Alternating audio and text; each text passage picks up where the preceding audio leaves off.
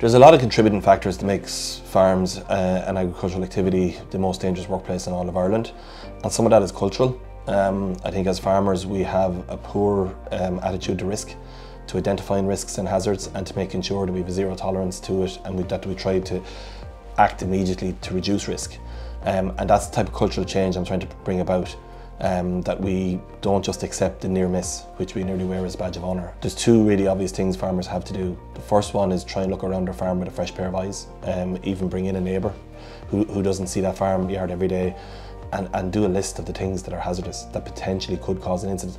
And some of these are very obvious, you know, like a cracked manhole cover, but some can be as innocuous as, particularly in the winter, a broken light in the yard. That can lead to you doing something dangerous because you can't see where you're going if you're going out to check a cow late at night or an animal or something. So one is to do up a list of all the hazards, and the second is to act on it immediately. Too often, you know, an incident happens with an implement that's broken, that hasn't been fixed, that we've been meaning to get to and hasn't got to. And that will reduce risk. You can't take all the hazard away, but the fact is when a farmer pulls on his or her boots in the morning, they're 7 times more likely to die in a workplace incident than any other of the over 2 million workers in Ireland.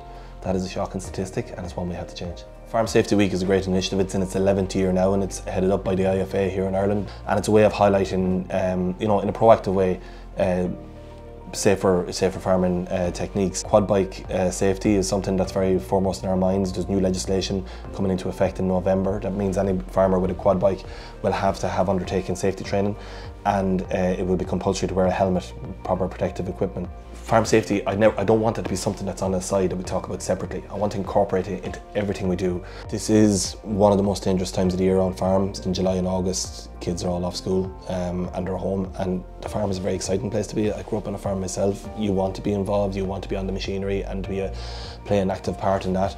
And there's a role that we can play in teaching kids about you know, farming and what it is we do, and a fantastic way of life that it is, but we need to do that in a safe way. And you know, already this year we're at 7 fatalities on Irish farms officially, and there's still a couple more incidents that are under investigation by the HSA.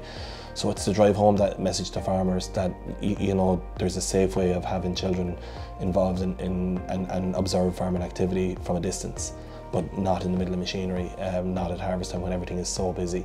It needs to be at a distance, and it needs to be a safe place for kids to play that isn't the farmyard. Have that dedicated safe area, because, you know, when you meet anybody who have been victims of an incident, whether it's been a fatality or a serious injury, the one thing that really strikes me is they never think it'll happen to them.